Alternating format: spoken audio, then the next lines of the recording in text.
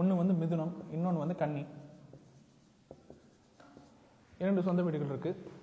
நம்மளுடைய லக்னத்திலிருந்து புதன் வந்து எந்த வீட்டுக்கு சொந்தம் அப்படின்றத பார்த்தோம்னா புதன் எந்த பாவத்தை வந்து ரூல் பண்றாரு அப்படின்றத நம்ம வந்து தெரிஞ்சுக்கலாம். சரிங்களா? இப்போ உதாரணத்துக்கு ஒருத்தர் தனுசு லக்னம் அப்படின்னா அவருக்கு வந்து மிதுனம் வந்து எந்த வீடா வரும்? 7ஆம் வீடா வரும். கன்னி வந்து 10ஆம் பாவமா வரும். ஸோ அவருடைய ஜாதகத்துல 7ஆம் பாவமும் 10ஆம் பாவமும் புதனுடைய கண்ட்ரோல்ல இருக்கு. இதுதான் அண்டர்ஸ்டாண்டிங். சப்போஸ் இவர் விருச்சிக லக்னக்காரராக இருந்தா 8ஆம் பாவமும் 11ஆம் பாவமும் கண்ட்ரோல்ல இருக்கும். ஸோ நம்ம இந்த ஆல்பபெட்டிக்கல் ஆர்டர்ல நம்ம எடுத்துக்கணும். இப்போ ஒருத்தர் மேஷ லக்னக்காரராக இருந்தா மிதுனம் வந்து 3ஆம் பாவமாகவும் கன்னி வந்து 6ஆம் பாவமாகவும் வரும். இது ஆல்பபெட்டிக்கல் ஆர்டர். அஸ்ட்ராலஜி தெரிஞ்சவங்களுக்கு இது தெரியும். காமன் பப்ளிக்கு இதை பற்றின ஒரு புரிதல் இல்லாமல் இருக்கலாம். அதுக்காக இப்போ நம்ம அதை பத்தி நம்ம சொல்லிட்டு இருக்கோம். சரிங்களா? இந்த 12 வீடுகள்ல புதன் வந்து எங்க வேணாலும் இருக்கலாம். அதை பத்தி பிரச்சனையே கிடையாது. ஆனா புதன் வெளிப்படுத்தக்கூடிய ஒரே ஒரு விஷயம் என்னன்னா கண்டிஷன் இல்ல அக்ரிமெண்ட். புதன் வந்து எந்த பாவத்துக்கு ஓனரா இருந்தாலும் சரி, புதன் வந்து எந்த வீட்டில் இருந்தாலும் சரி, அந்த வீடோ இல்ல அந்த பாவமோ ஒரு கண்டிஷன் இல்லைன்னா ஒரு அக்ரிமெண்ட்டை போட்டுட்டு தான் இருக்கும். என்ன கண்டிஷன் என்ன அக்ரிமெண்ட்னா அது அந்த பாவம் சார்ந்த அக்ரிமெண்ட். இப்போ உதாரணத்துக்கு லக்னத்துல இருந்து 7ஆம் அதிபதியா புதன் இருக்காரு இல்லையா? இப்போ 7ஆம் வீடுன்றது கல்யாணம், ஹஸ்பண்ட் இல்ல ஒய்ஃப். 7ஆம் வீடுன்றது பிசினஸ் பார்ட்னர்ஷிப், அதாவது கூட்டு தொழில் கூட்டு வியாபாரம். 7ஆம் பாவம்ன்றது வெகுஜன தொடர்பு. இதெல்லாம் வந்து 7ஆம் பாவம். இப்போ இந்த பாவம் வந்து புதனுடைய கண்ட்ரோல்குள்ள போயிடுச்சு. இப்போ இது நமக்கு கொடுக்குற இன்ஃபர்மேஷன் என்னன்னா இந்த நபர் ஆணாக இருந்தாலும் சரி பெண்ணாக இருந்தாலும் சரி அவருக்கு வரக்கூடிய கணவன் அல்லது மனைவி ஏதாச்சும் ஒரு கண்டிஷன் போட்டு தான் திருமணத்துக்கே சம்மதம் தெரிவிப்பாங்க. ஏதாவது ஒரு கண்டிஷன் இருக்கும். ஒன்று அவங்க தகப்பனை இழந்த பெண்ணாக இருக்கலாம். எங்கள் அம்மாவை வந்து எங்கள் கூட வச்சுக்கணும், ஏன்னா நான் வந்து ஒரே பொண்ணு, அதனால அம்மா வந்து என் கூட இருந்தால் தான் நான் கல்யாணத்துக்கு வந்து சம்மதிப்பேன்னு சொல்லலாம்.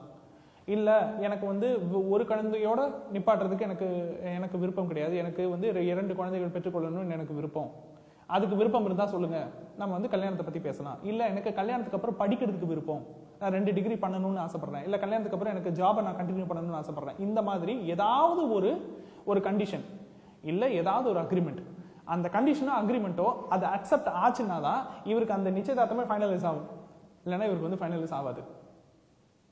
இவர் கண்டிஷன் போட்டா அவங்க ஒத்துக்கிறாங்களா இல்லையான்றது வேற. ஆனா அவங்க கண்டிப்பா கண்டிஷன் போடுவாங்க. அதுக்கு இவர் ஒத்துக்கிட்டாதான் அந்த திருமணமே முடியும், இல்லைன்னா அந்த திருமணம் வந்து முடியாது. 2வது புதன் வந்து ஆதாரத்தை கேட்கக்கூடிய கிரகம். எப்படி ஆதாரத்தை கேட்கக்கூடிய கிரகம்னா நீங்க நல்லா கவனிச்சு பாருங்க. இந்த ஓட்டர் ஐடி, ஆதார் ஐடி, நமக்கான அடையாள அட்டைன்னு இருக்கு இல்லையா, இது எல்லாமே புதன் தான். கோர்ட்ல வந்து சாட்சி வந்து புதன், வாதி பிரதிவாதின்னு இருப்பாங்க. ஆனா கோர்ட்ல சாட்சி ஆதாரம் இருக்கு இல்லையா, அது எல்லாமே புதன். ஏன் இதெல்லாம் புதனுடைய கேட்டகரியில வருதுன்னா புதன் வந்து நல்லதும் கிடையாது கெட்டதும் கிடையாது. சாட்சியையோ அல்லது ஆதாரத்தையோ நமக்கு சாதகமாகவும் பயன்படுத்த முடியும், அதே நமக்கு எதிராளி நமக்கு எதிராகவும் பயன்படுத்த முடியும். ஸோ எவிடன்ஸ் அப்படின்ற ஒரு கான்செப்டே உங்களுக்கு வந்து புதன், ப்ரூஃப் அப்படின்ற ஒரு கான்செப்ட் வந்து புதன். இந்த மாதிரி புதன் வந்து 7ஆம் பாவத்து கூடவும் 10ஆம் பாவத்து கூடவும் கனெக்ட் ஆகிருக்கிறவங்க எப்பவுமே வெளியே போகும்பொழுது, அது தொழில் விஷயமா வெளியே போனாலும் சரி, இல்ல பர்சனலா யாராச்சும் ஒரு பர்சனை மீட் பண்றதுக்கு வெளியே போனாலும் சரி, தன் சம்பந்தப்பட்ட ஐடி கார்டோ அடையாள அட்டையோ இல்லாமல் இவர் வந்து வெளியே போகவே கூடாது. போனாருன்னா மிகப்பெரிய சிக்கலுக்கு இவர் ஆளாவார்.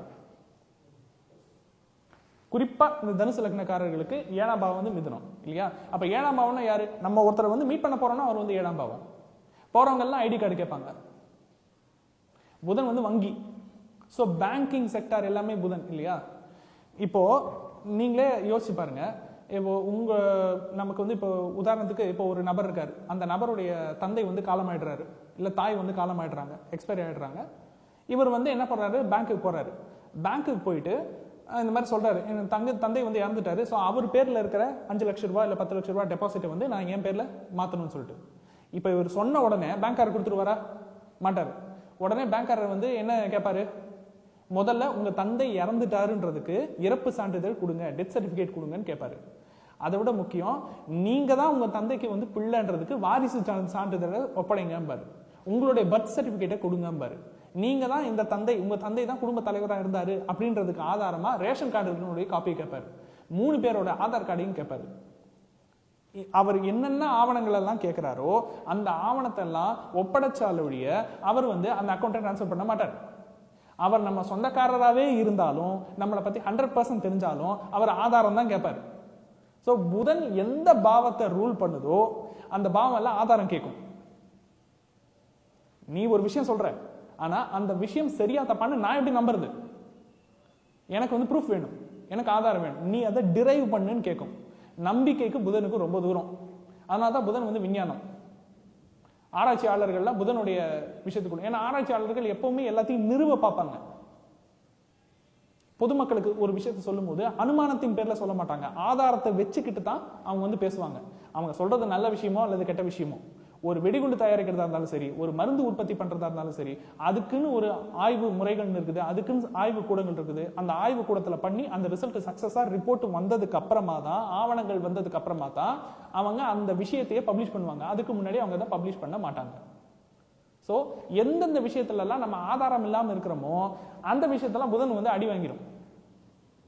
கூட்டு தொழில் பண்ணணுமா, அதுக்கான முறையான ஒரு பத்திரம், முறையான லைசன்ஸ், முறையான ஆதாரம், முறையான ஆவணம், அந்த ஆவணம் இல்லாமல் புதன் கிட்ட நீங்க அப்ரோச் பண்ண கூடாது, அப்ரோச் பண்ண முடியாது.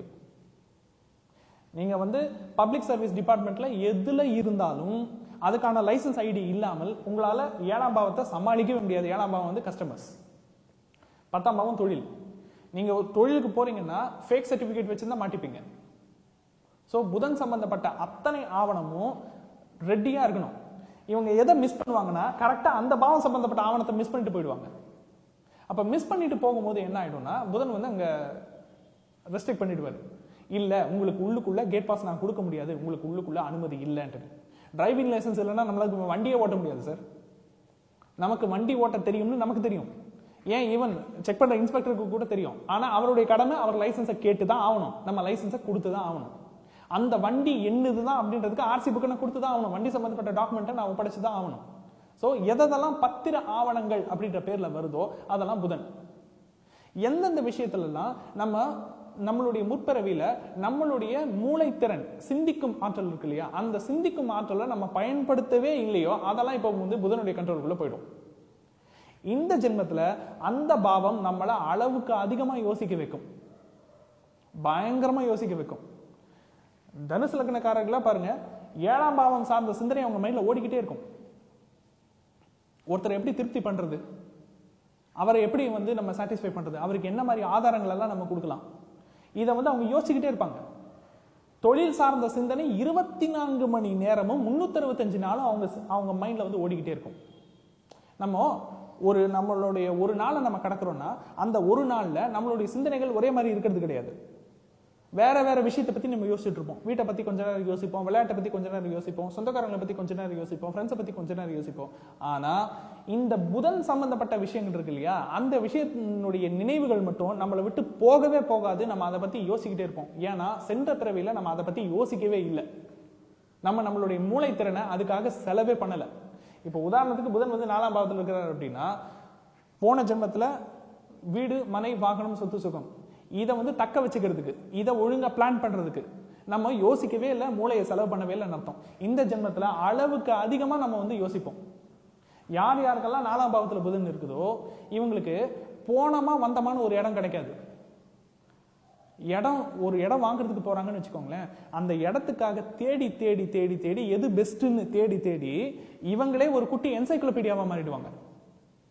ரியல் எஸ்டேட்ல ஒரு ரியல் எஸ்டேட்காரருக்கு தெரிகிற ஞானம் இருக்கு இல்லையா, அதுல ஆல்மோஸ்ட் 70% விஷயங்கள் இவருக்கே தெரிய வந்துடும். யாருக்கு? லக்னத்துல இருந்து 4ஆம் பாவத்துல யாருக்கெல்லாம் புதன் இருக்குதோ அந்த பாவம் சார்ந்த அனுபவ அறிவுன்னு சொல்றாங்க இல்லையா, அதாவது ஏகலைவ அறிவுன்னு சொல்லுவாங்க. ஏகலைவுனா யாருக்கிட்டையுமே கேட்காம நம்மளே செல்ஃபா வந்து டெவலப் பண்ணிக்கிற நாலேஜ். நம்மளே செல்ஃபா எந்தெந்த விஷயத்துல எல்லாம் நாலேஜ் டெவலப் பண்ணிக்கிறோமோ அந்த விஷயம்லாம் புதனுடைய கண்ட்ரோல்ல இருக்கும். புதன் அதை டெவலப் பண்ண வச்சிருவாரு. ஏன் வச்சிருவாருன்னா அது போன ஜென்மத்தினுடைய கடன்.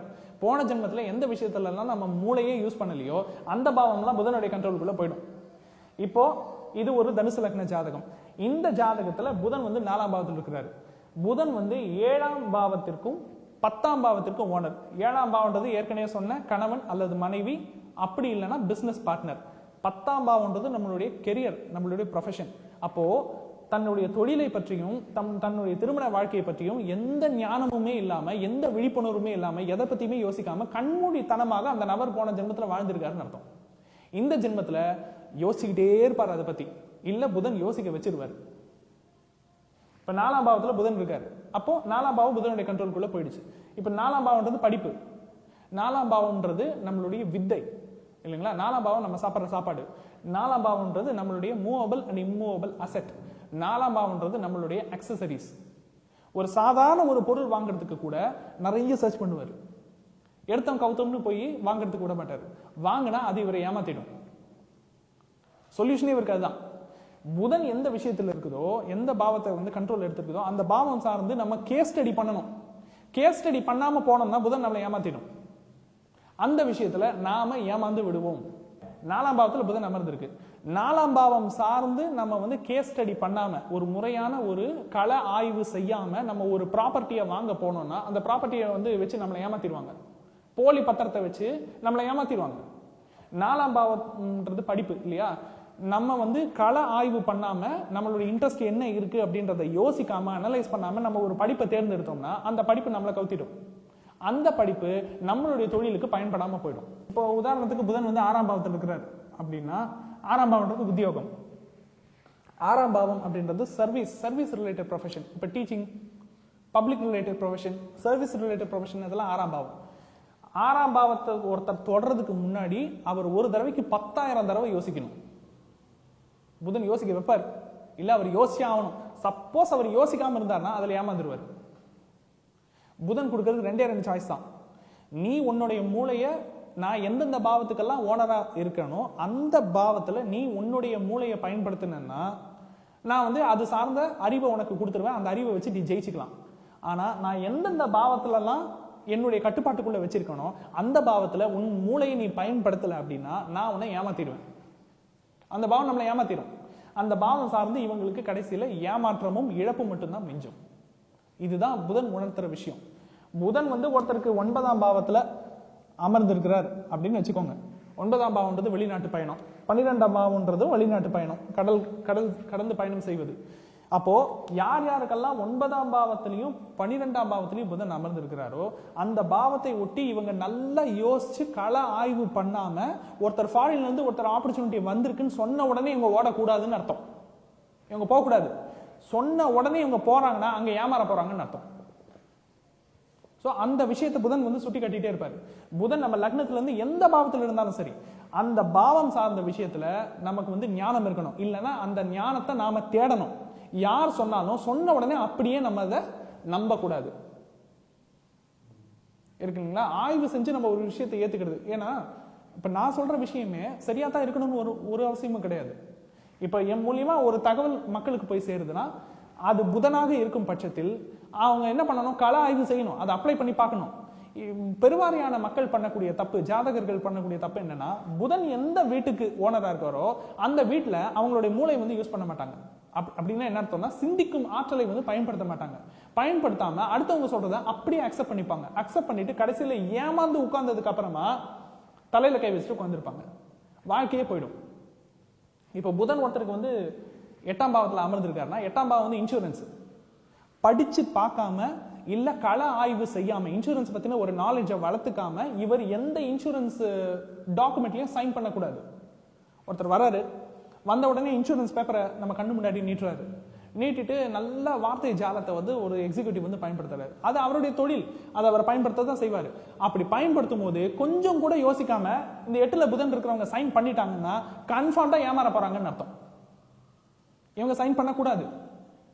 மிகுந்த ஒரு களப்பணி இருக்கணும். மிகுந்த ஒரு என்ன சொல்றது, ஒரு கேஸ் ஸ்டடின்றது ரொம்ப ரொம்ப ரொம்ப ரொம்ப ஸ்ட்ராங்கா இருக்கணும். சோ புதன் எந்த பாவத்தெல்லாம் ரூல் பண்ணுதோ அந்த பாவத்துல நாம நம்மளுடைய மூளையை பயன்படுத்தியே ஆக வேண்டும். அளவுக்கு அதிகமாக நம்ம வந்து கசக்கி புடியணும். அப்படி நம்ம கசக்கி புடியலன்னா அந்த பாவம் நம்மளை புரிஞ்சிடும், நம்மளை வந்து ஏமாத்திடும், முட்டாளாக்கிடும். இதுதான் புதன்